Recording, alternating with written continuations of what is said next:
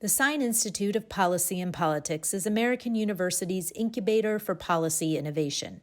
We convene leaders in the academic, public, private, nonprofit, and journalism sectors to engage and promote common ground and nonpartisan solutions.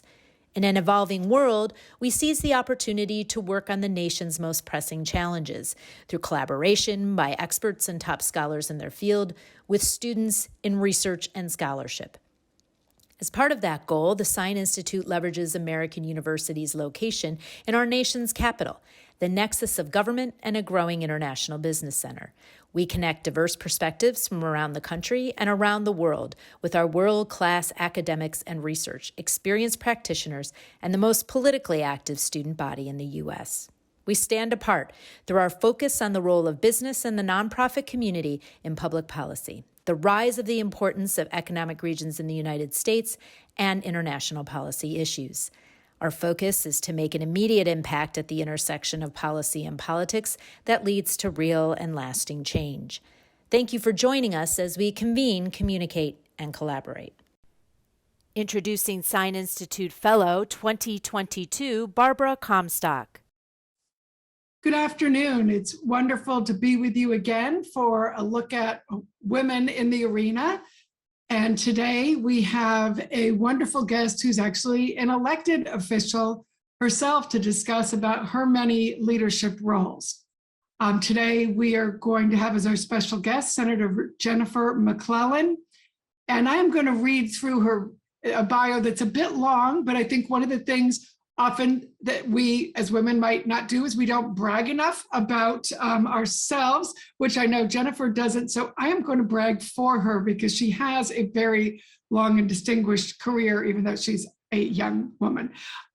She grew up as a child of community leaders and educators and always had an interest in public service.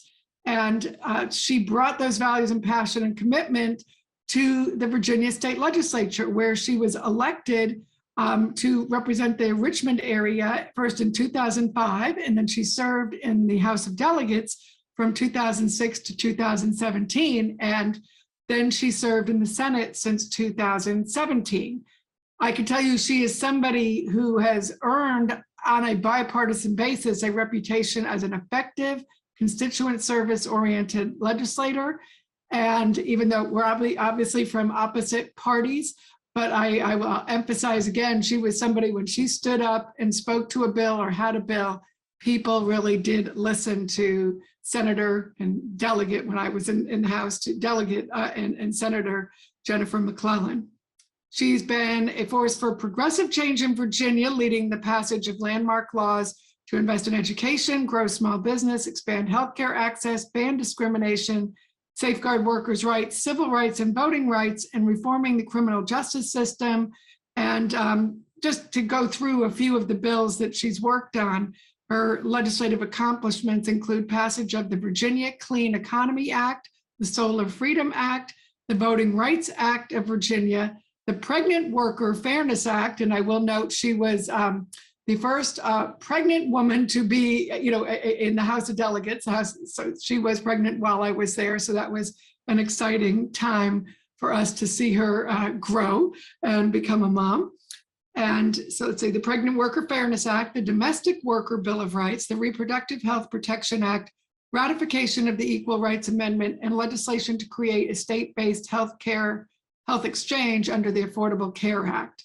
She also worked to end the school to prison pipeline, expand protections and incentives for public housing, assess needs for construction and repair of school buildings, establish lactation policies in public schools and prison gerrymandering, increase penalties for stalking, authorizing new business models such as benefit corporations and contract brewing, and establish protections against predatory lending. Now, on the side, if that's not enough, she's also chair of the Virginia Dr. Martin Luther King Jr. Memorial Commission, and she works to promote Dr. King's legacy and continues his work, particularly racial healing, economic and social justice, and community engagement. She serves as the vice chair of the Virginia Legislative Black Caucus, leading legislative efforts for civil rights and equity. And as I mentioned, she was the first House member to be pregnant while in office. So she's been a community leader in Richmond and across the Commonwealth, serving on a wide variety of nonprofit and community organization boards. And she has also been a leader in the Democratic Party at the local, state, and national levels. Of course, she's been the recipient of numerous awards and honors for her work, which unfortunately I don't have them listed here, but I know there are many. And she lives in Richmond with her husband, David Mills, and their two children who are in Richmond Public Schools, Jackson and Samantha. And I would like to mention, because I think we will get to discuss too, Jennifer ran for governor in 2021. And I can tell you as a Republican and someone who's friends with Glenn Youngkin, I considered her actually a much bigger challenge to have run against than the person the Democrats eventually nominated. But oftentimes they don't pick the best candidate. And so in that case, I was happy for my friend Glenn. But I think Jennifer ran a distinguished career, but also something we often talk about. It is more challenging, particularly when women run for higher offices, and statewide has always been a challenge, particularly in Virginia, as we've discussed before. We've never had a female governor in Virginia. We have had an African-American governor, but not a female African-American governor, or a female anything, any type of female in Virginia yet for governor. So I am now going to turn it over to Senator McClellan to discuss her many leadership roles and how she approaches them, and give you a little bit of a look into her priorities and her leadership style. So thank you so much, Senator, for joining us today. We really appreciate it. Well, thank you, Barbara, for having me today, and to the Sine Institute, and for everybody who's joining. So as you heard, I am Senator Jennifer McClellan. I am now in my 16th year in the Virginia General Assembly. I spent 11 in the House of Delegates before moving over to the Senate. But I've been in the arena pretty much longer than my adult life. And to tell you my story of how I got in the arena, I first got to take you back and tell you a bit about my parents and my family. So I grew up in Chesterfield County, Virginia, where I was born in Petersburg. My parents worked at Virginia State University. My dad was a college professor, and my mom was a counselor who ran federal programs for at-risk students. And I was a little unusual compared to my friends. My parents were older. They grew up during the Depression in the segregated South. And so listening to their stories about what that was like, they really saw throughout their life government at its best during the New Deal, responding to the Depression and getting people back on their feet. But they also saw government at its worst through Jim Crow. And so between their stories and my own love of history, when I was about 11, I decided I wanted to be a part of making government that positive force for change. I didn't know what that meant at 11.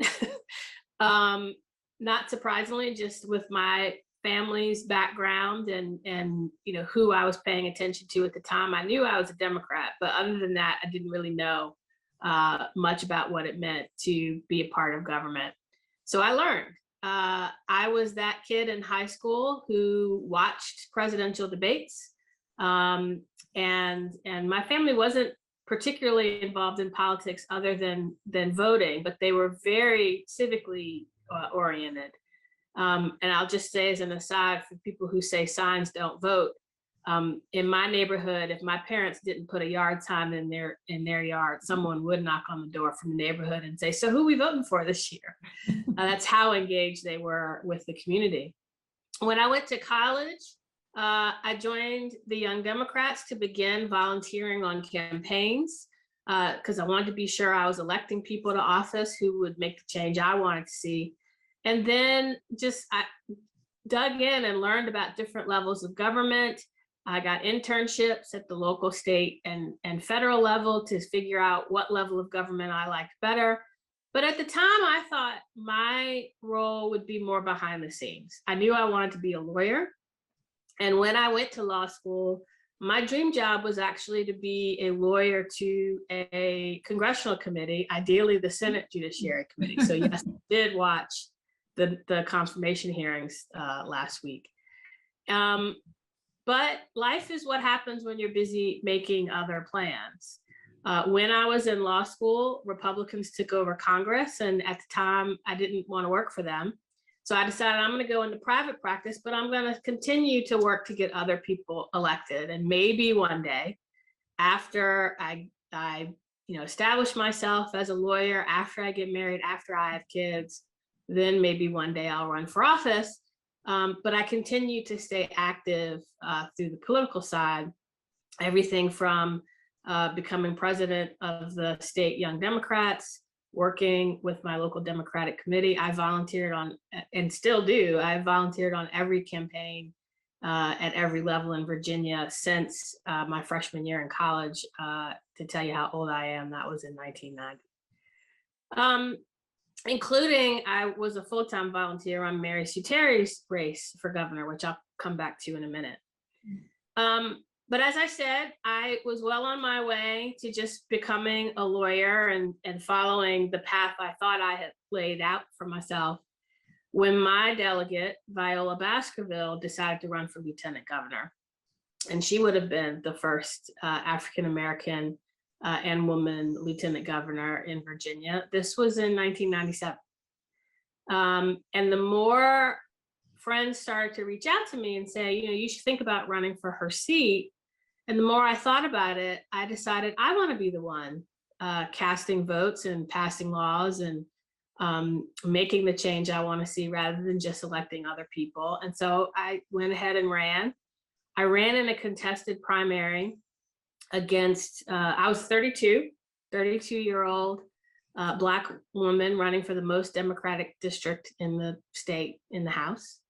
I ran against a former school board chair who was in his 70s, 72, who ran on what he had done, and I ran on what I wanted to do, and just outworked him and got elected in, I'm sorry, I said it was 1997. That was not correct. It was 2005.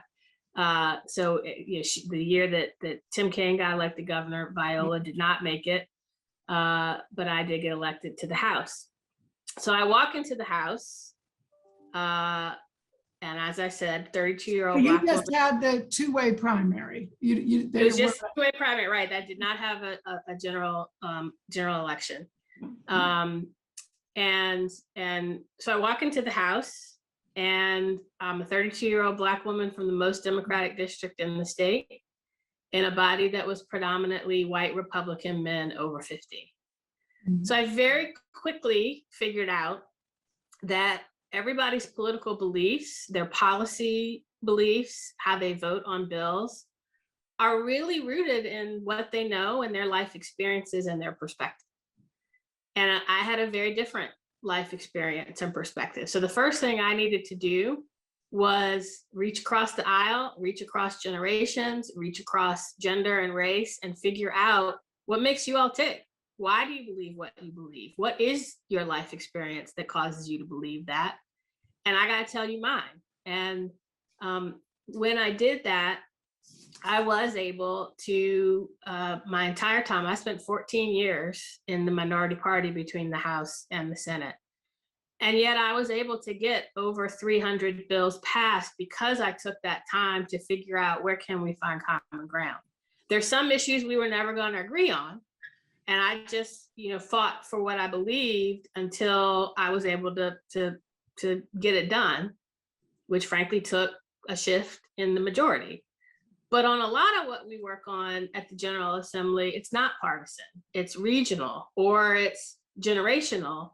And so I was able to find common ground on a lot of issues, and on a lot of them working on a bipartisan basis, particularly with women legislators. I think two of the bills that I'm the proudest of, I worked with Jill Vogel on, who there's not a lot Jill and I do agree on, but we both carried a bill in 2016 when I was in the House and she was on the Senate to end child marriage in Virginia, because we both agreed and both understood how devastating child marriage can be for mostly girls.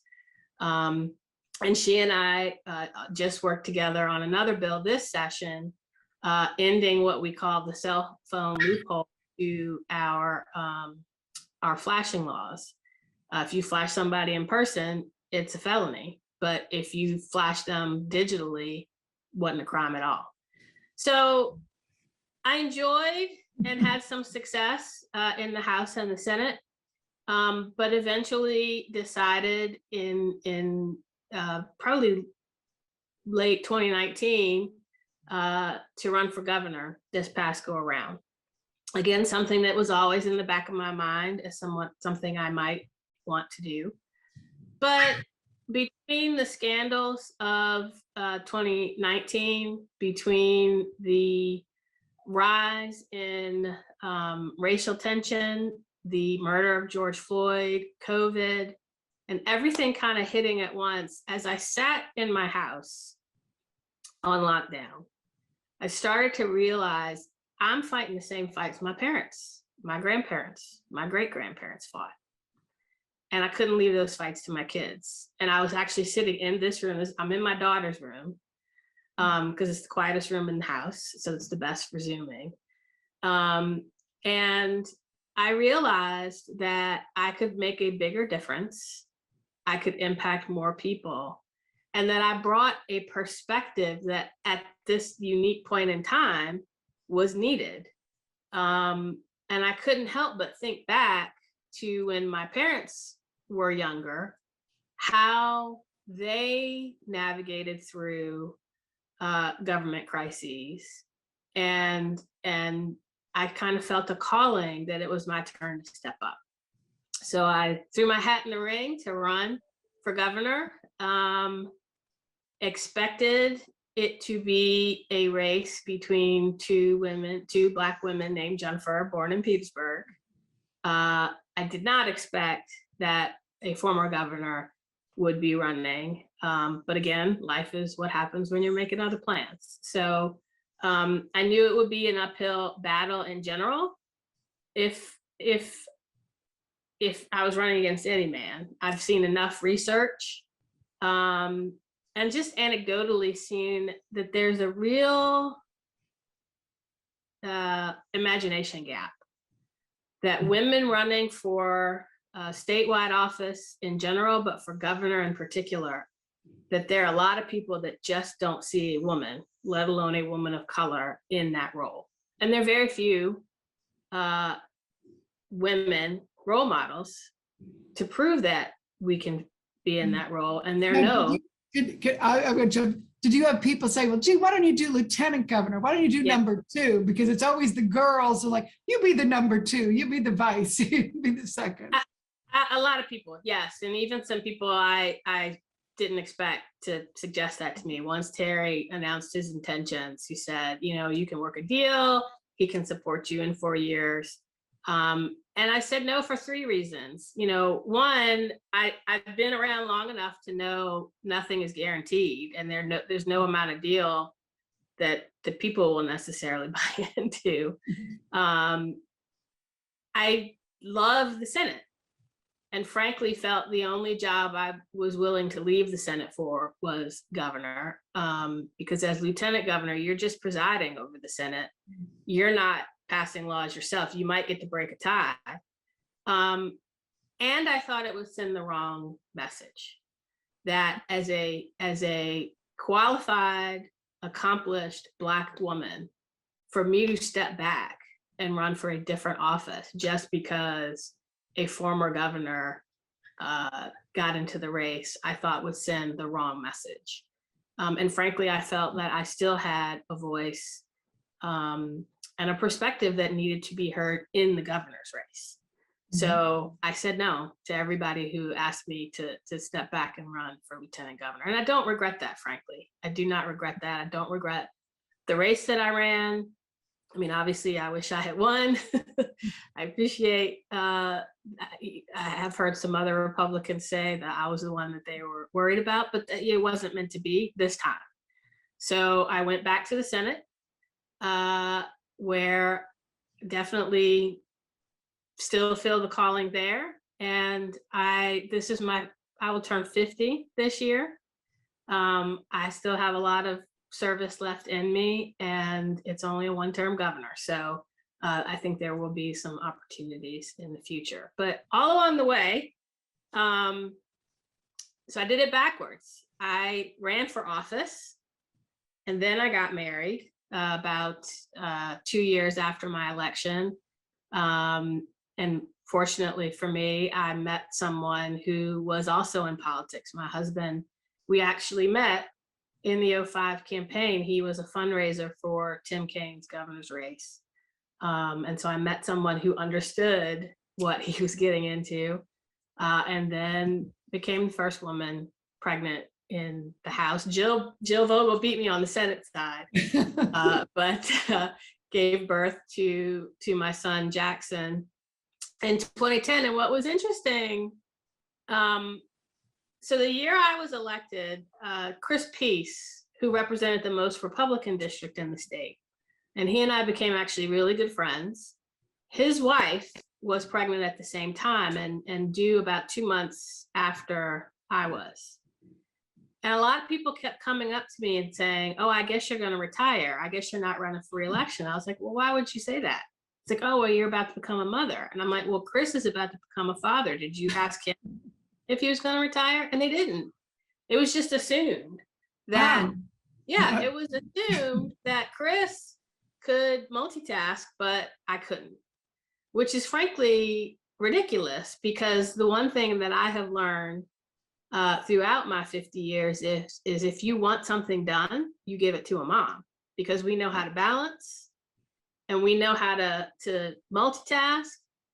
And frankly, I got better able to deal with people who I disagree with or who fight or who are petty by being a mom.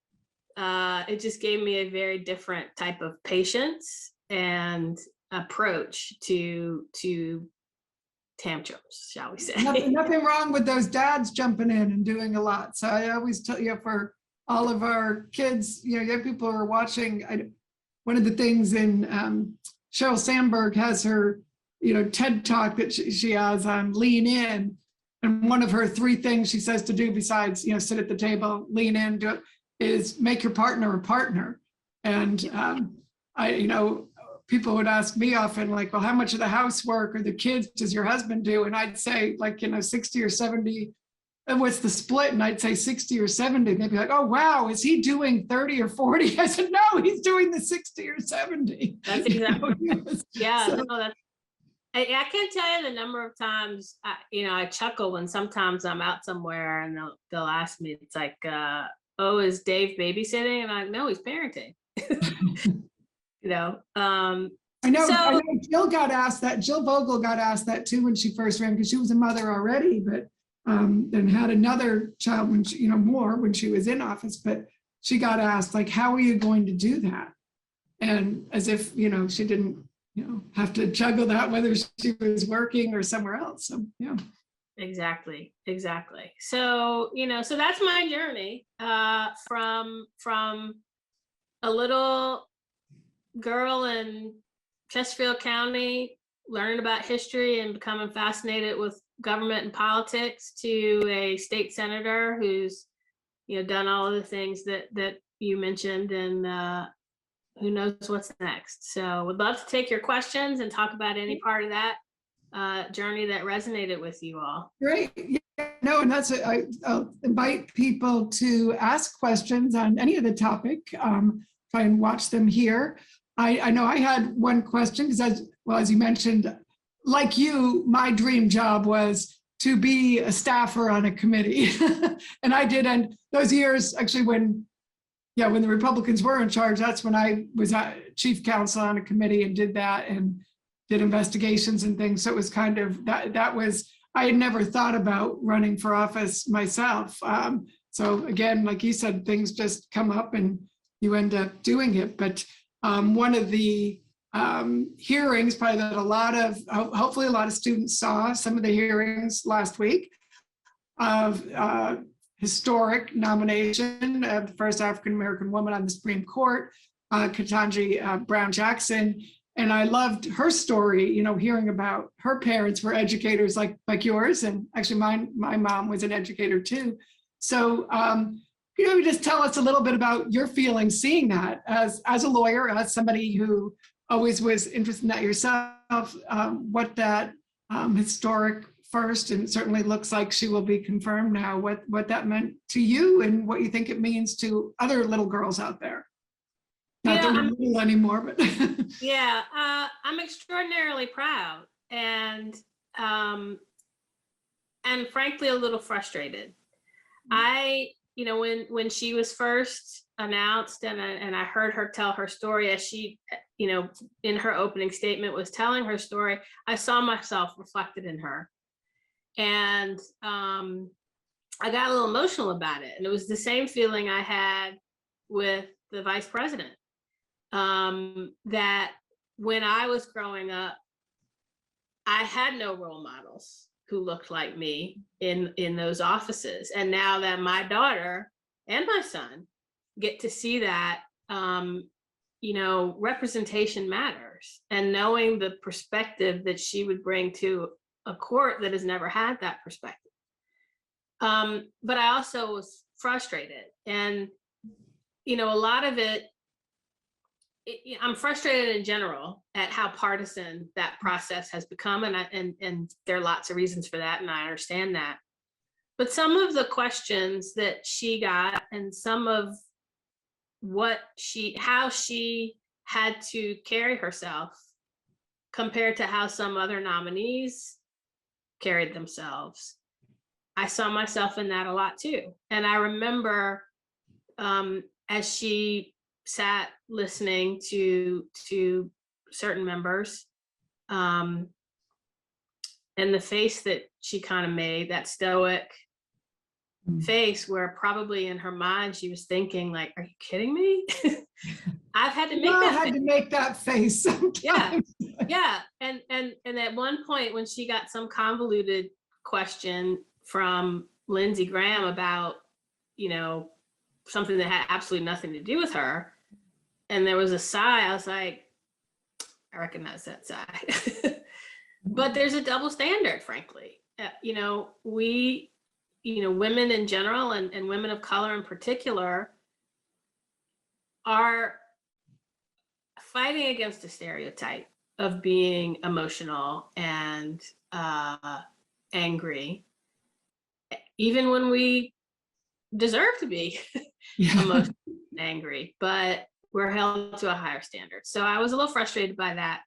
I'm frustrated that we still have spaces where there's only one or none. And even, you know, I found myself at a dinner last week after watching that hearing where I was the only one in the room of 30 people, and thought, wow, how long is it going to take for us to get to a point where there's you don't have none or one. Yeah.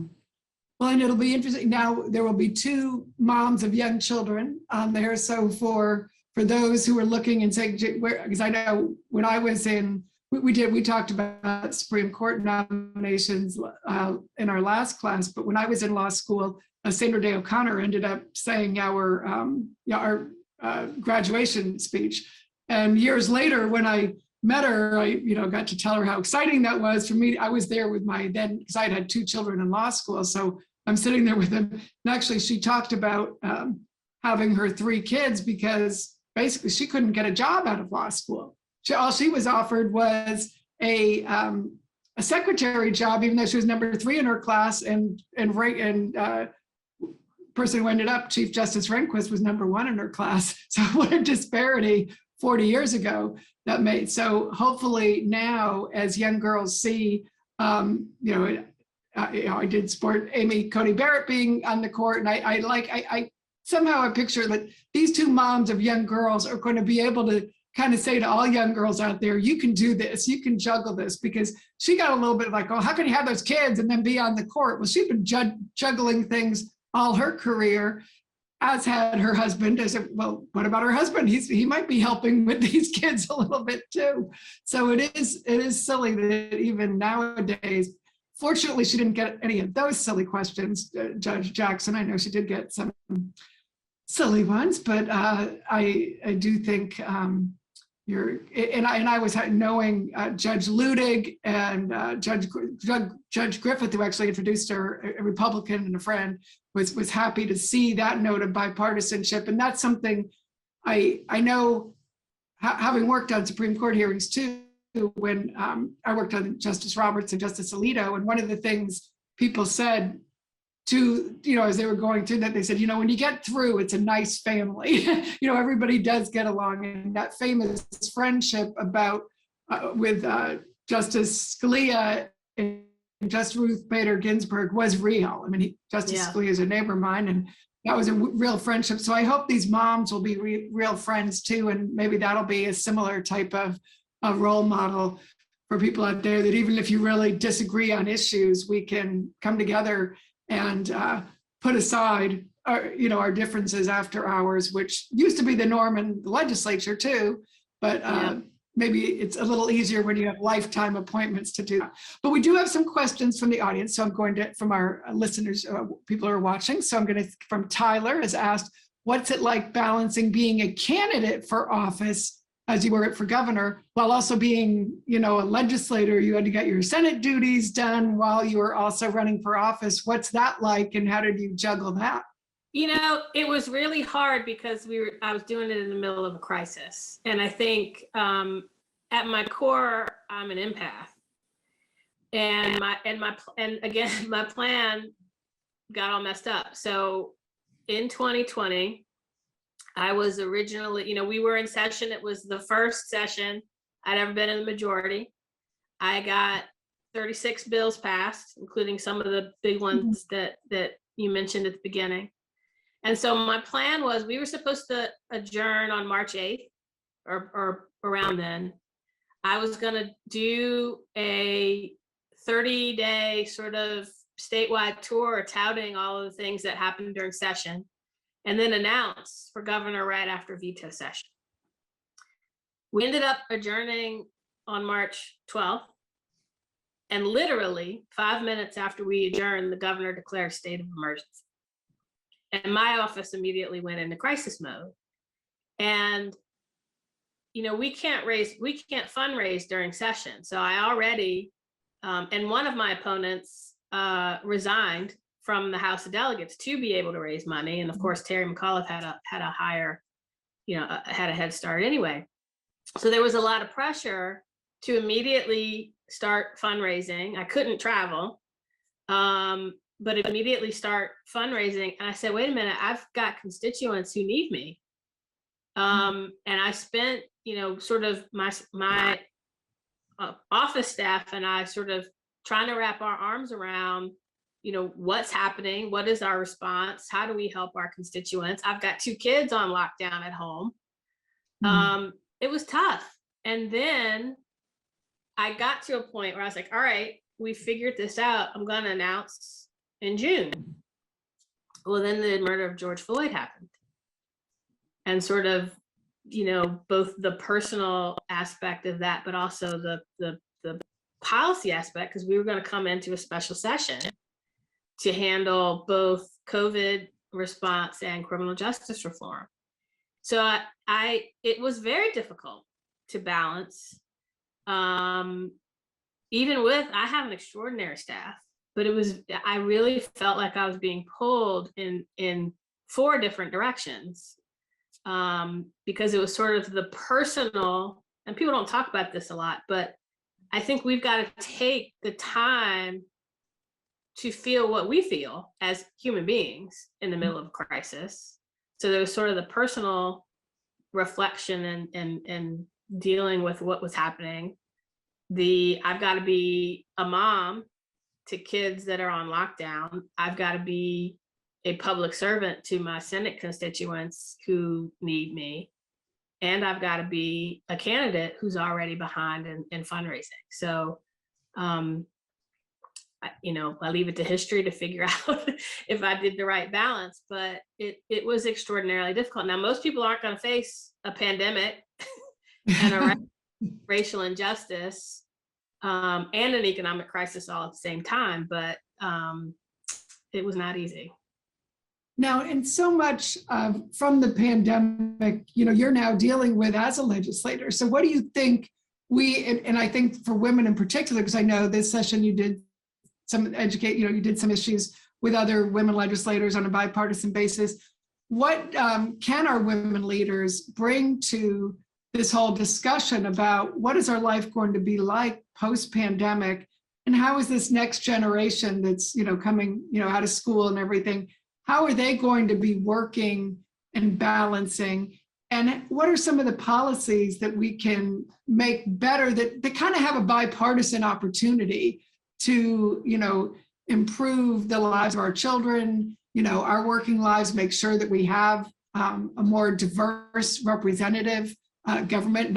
On my side, we're never going to get to like parity unless Republicans start having something other than white men too, which would, at least now some of the, gains that Republicans are making are with women or minority candidates. But what do you think post-pandemic, what we've learned and how we might be able to find some ways to work together? Because I know a lot of kids think, a lot of the young people think they can't work together and it's not going to happen. I think particularly on the state level, because people focus on Congress a lot, but like that list of bills you passed, a lot of which you passed before the majority, shows that you really can get a lot of things done in the state. So how do we go forward now in this post-pandemic world to get things done? That's a great question. I think on the state level, I'd say maybe 80% of what we do is not partisan. Now, how we view, the direction we come at issues is different based on party and our background. But for the most part, we all want, no matter where you are, no matter who you represent, we all want our kids to have good education. We all want to know that we will get a good job that pays well and our kids will too. That when we get sick, we can get treatment without going bankrupt. And we want to live in safe, healthy communities. So it is easier to find that common ground. Now, there's some issues we're never going to agree on. There's some times where partisan strategy sometimes is in danger of overtaking good public policy. And I think it's up to us as elected officials to keep our eye on the bigger picture, which I think, frankly, women are better able to do. One of the things I found really interesting before COVID was there were lots of trends that were coming that were going to affect a lot of policy that we weren't ready for, whether it was rapid changes in technology, changing demographics in the workforce and in all the different arenas around the workforce, that COVID has accelerated. So a lot of the problems I was working on before were made worse by COVID, and we've got to wrap our arms around. The three that I'll highlight, we have got to solve the childcare crisis. And childcare and early childhood education are really interchangeable because our education system starts at birth. We know from the science that 80% of your brain is developed by 3, 90% by 5.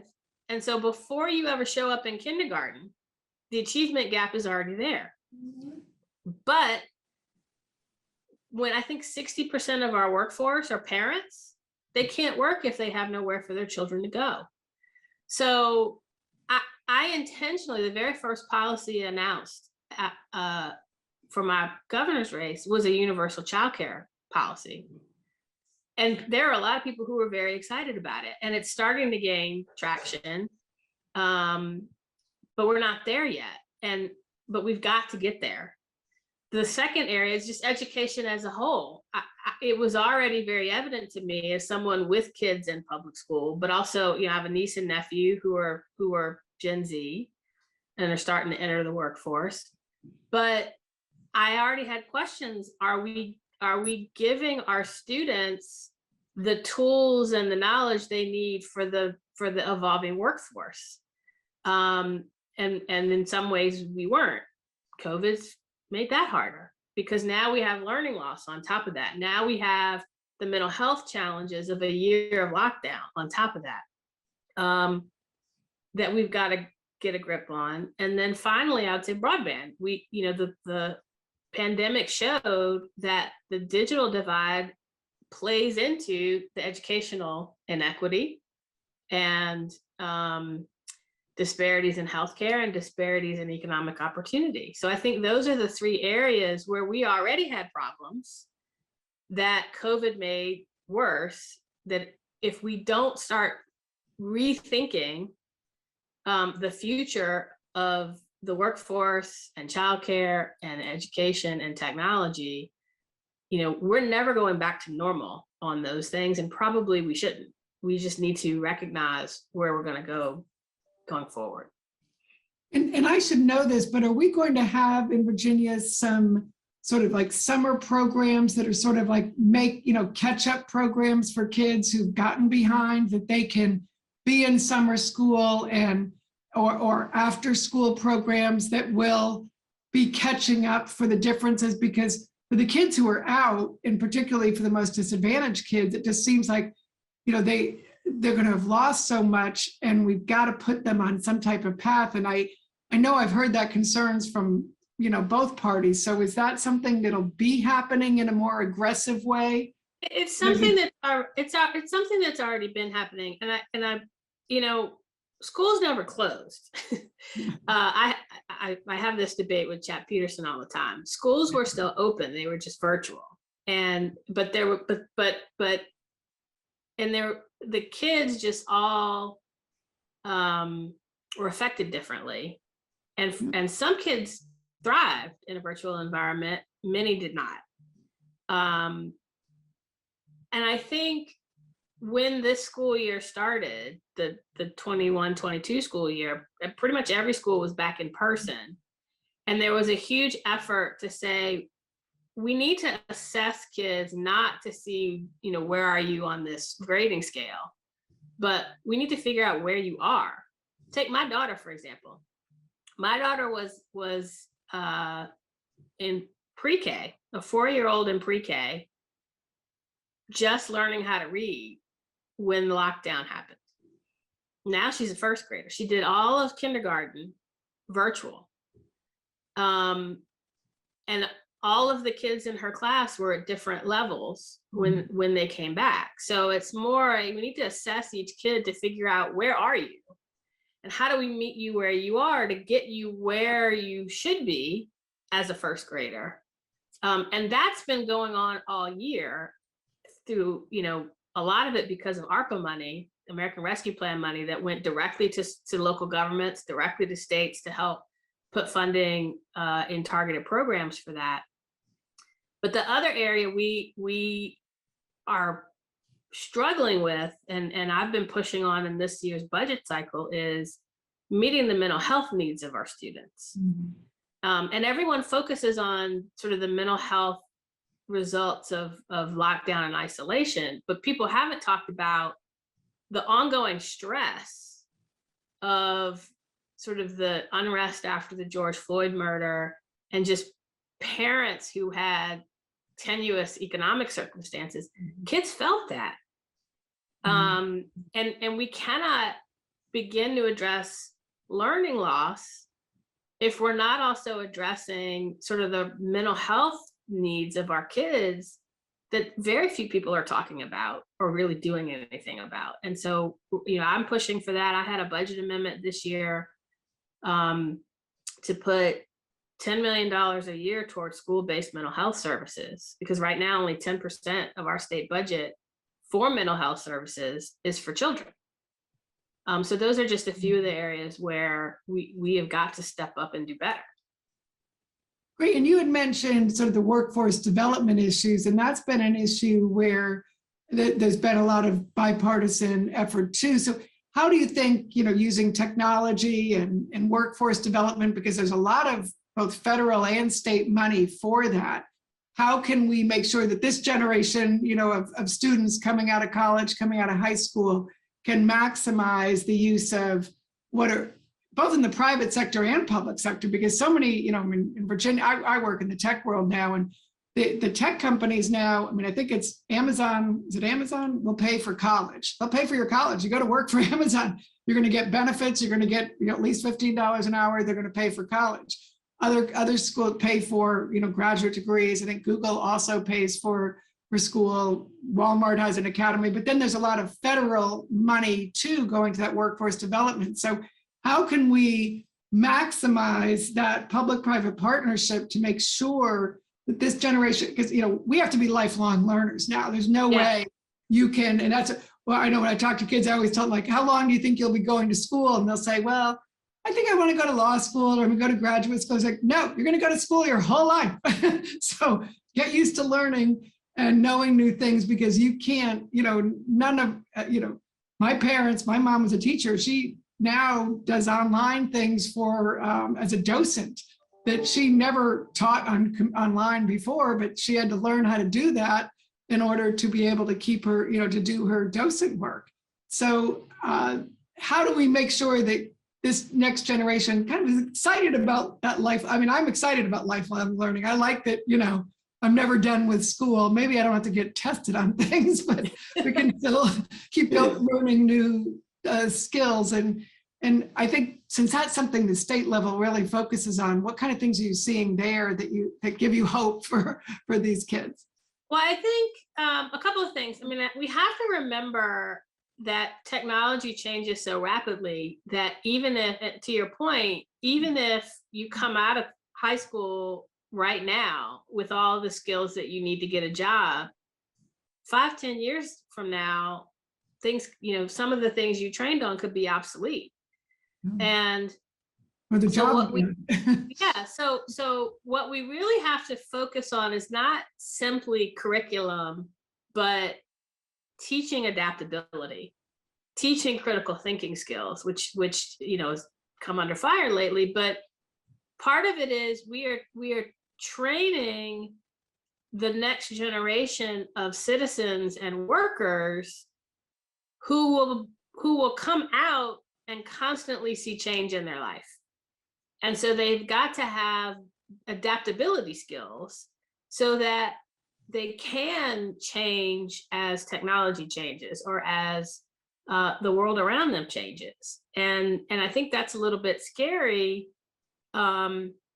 because when you look throughout history at how, when you think about the Industrial Revolution, we're now in the fourth Industrial Revolution.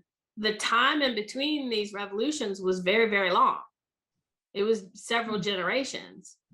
It's going to pick up a lot faster. And I think we're seeing that. But we're also seeing changing attitudes towards work, towards work-life balance. Do you have to be in an office 9 to 5?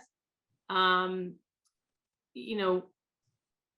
think a lot of people have figured out we don't. There's certain jobs, certain essential jobs where we realize like maybe we're not treating our workers as what they're worth, given how essential they are. And so you see a lot of people there's certain jobs people are just not willing to apply for anymore because they don't feel like they're treated well, or they're not paid well, or they're not given good benefits. And yet we need those workers. So I think we need to completely reevaluate human capital and how important human capital is if we're going to keep it. Yeah, I think that's going to be a great area for some bipartisan cooperation, because all of us are seeing that in the workplace with our kids, and adapting and changing and making sure everyone's valued and having more diversity, because I know my kids and my grandkids now, they're the great thing is they're used to having that kind of, the dads do more work and that they have more diversity in their classes, and that's not something strange to them. And so they're going to expect to have that in the workplace too. And they're not going to work in places that don't kind of have those values and respect it. And I think that crosses I certainly want to cross party lines and hope that we'll see more of that. But we do have a question from the audience too on kind of on that topic. It's from an American University student from New York, Sam, who says, how can I, as someone who isn't a member of any major marginalized group, be a good ally to those who bring much needed representation to the political process? So it's kind of like, yeah, for those, how do you make sure you're helping to have that more diverse presence and more informed? And one of the things, and I think I'll answer it a little bit because I know one of the reasons you were so successful, and you talked about how you come at things is empathy and understanding people's stories and interests. And that is something, when you would get up to speak, why you were so effective and why people listened. And why, if you were against someone's bill, they were like, oh no, she's getting up to speak against it. I don't know if that happened to me. I don't think I did, hopefully. But at any rate. I remember speaking against any of yours. No, but you were so good at explaining why your bills that why this was important, and then putting it in personal terms. So I do think, to answer a little of that question, is watch some of Jennifer's speeches, because I think that's how she would bring everybody together in that way. You would put us in that position of the person whose story you were telling. So we were saying, gosh, that could be us. That could have been my mother or grandmother, or certainly somebody I know, if we weren't from a group that was discriminated against in voting or something. So putting us in that position to where we were living through that experience with you, which is always, I love history and Virginia and everything we do, because like literally now you're going through, and a lot of places that are doing history and getting it much more experiential like that. So you are experiencing what people went through. So I would say, watch what Jennifer did on some of those things. You can see her online when they're in session, or go back, I guess, and look at some of those. But I do think that was a particularly effective way you had of telling those stories. But I'll kick it over to you, but I had to brag on you first on that. Yeah, I mean, and I think that's, you put your finger on it. It's sort of try to understand the perspective of who you're trying to be an ally to, and understanding it's going to be uncomfortable. It is, and be okay with that. I think we're facing right now a bit of a backlash, which we always do every time in history, where we've had the beginnings of a racial reconciliation and the beginnings of marginalized people gaining social, political, and economic power. There's been a backlash. Part of that backlash is the people in power wanting to stay in power, but part of that backlash is also people feeling uncomfortable. I think that is what the battle over critical race theory is really all about. When I ask people, what is it you're worried about? What I hear back is sort of, I don't want me or my children to feel guilty or uncomfortable. But anytime, and if you think about our country as a family, and you think about, we've suffered trauma, multiple trauma, whether it's slavery, whether it's Jim Crow, whether it's, Japanese internment, whether it is, the Trail of Tears. We have suffered a trauma as a family inflicted on one set of family members against another. You will never heal from that trauma if you first don't acknowledge it happened, talk through how it impacted those family members, atone for it, whether you did it or not, and begin to heal. And that's the part where we always get stuck, is this is hard and uncomfortable, so I'm going to stop. It's hard to talk about those topics without, if you have a conscience of not feeling uncomfortable, how can you, you should, not that you're trying to make somebody feel bad, but like, this should cause us discomfort, that we should know about this, I recently was reading a story to my granddaughter that was from Mount Vernon program for, I think it was African History Month in February, about what it was like to be a slave at Mount Vernon, because she has visited there. and it was very factual, but reading that was uncomfortable for and you think this, but it was about a little girl her age. So I thought it was something that was really wonderful for her to have that history now that I didn't have when I was growing up. I mean, it's now being put together in a way that hopefully we can find some, way to have more agreement on this topic. Yeah, and the last thing I'll say on that question is sometimes recognize that the best way to be an ally is just listen and let others lead. And I think that's hard for people to do as well. Is sometimes people think, well, I need to be the one to fix it, but sometimes you need to just step back and leave space for someone in that community to lead. Yeah. No, I know that is definitely, and that's where you've always been such a great leader on that.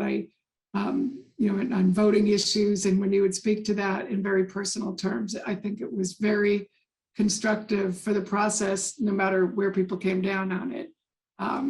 You let them know, and that was important. So thank you for all you do there.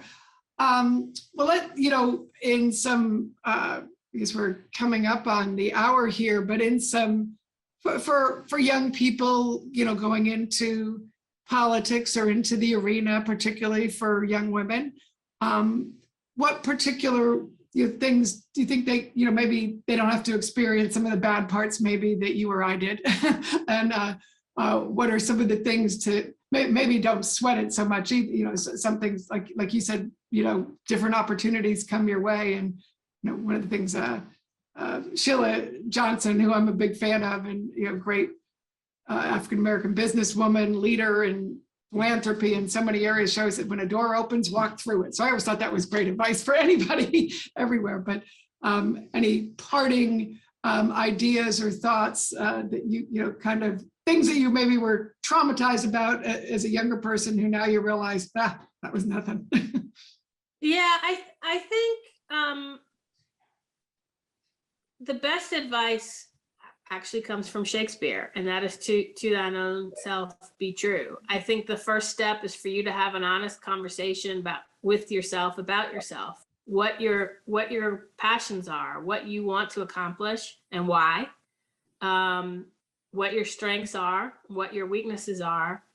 And once you do that and can really center yourself, you can learn. You can train yourself on areas where you're weak. You can learn public policy. You can learn particular communities, but you've got to understand yourself and how you fit into that big picture is the first piece of advice. The second piece of advice, which I was not always good at following, but have been very intentional about since COVID, is don't focus all of your energy on things you can't control. Because there are enough things that you can control that will take up all of your energy, and you don't want to burn yourself out. And I think in the time of social media, it is very easy for us to get consumed with all of the horrible things happening in the world around us that we have no control over. But there are lots of things we can do that will help in our own way. And then finally, don't be afraid to fail. I knew there was a very strong likelihood running for the House, running for the Senate, and especially running for governor, that I could lose. But I also knew that the risk was worth it. And at the end of the day, even losing the election for governor, I am a far better candidate than I was for running. I am a far better senator for running, and hopefully one day will be a far better governor for having gone through that process and learned the lessons of losing and failing.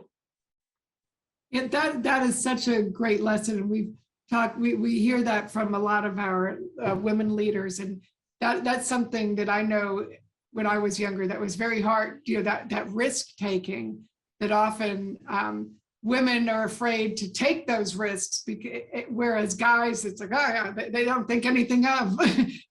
Or if you're Donald Trump, you lose and you refuse to admit it. I've seen a lot of men fail up. So, you know, Yeah, so no, and those are great lessons for, and I think what one I will add, and because I know Jennifer's been a mentor to many young people and young women, is, find mentors. And even if you don't know them particularly, when you have somebody like Jennifer, who's in the public eye, that you can, follow her and watch her and see what she's doing. She can be a mentor even if you don't know her.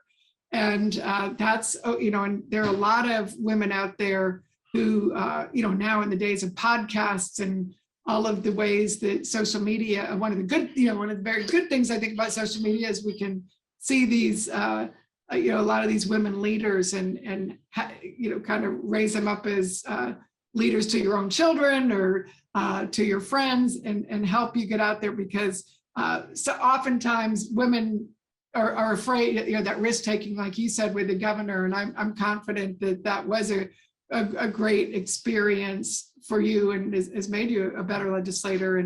And also, you never know, how that'll play into the next chapter. So never, particularly when people are young, we've talked about, do not be afraid of failing when you're young, because you got to do that. Hey, give it a shot. I've loved when I see young people from my leadership class, like they decided to run for office in high school, which I would have been terrified to do that in high school. I would never want, I was too scared to do that. But it's much easier to kind of take those chances and do those things kind of when you're young and single and don't have all the other responsibilities. So get outside your comfort zone a little is always a great way to stretch and learn a lot more too, right? that's right. No, right. Well, Jennifer, Senator McClellan, thank you so much for your time, for your leadership, for all you do for the Commonwealth and in the private sector, on your, many, charitable things that you do and community work. We really appreciate your leadership here in Virginia, and thank you so much for joining us here today. Thank you for having me, Barbara, and everybody take care. Take care.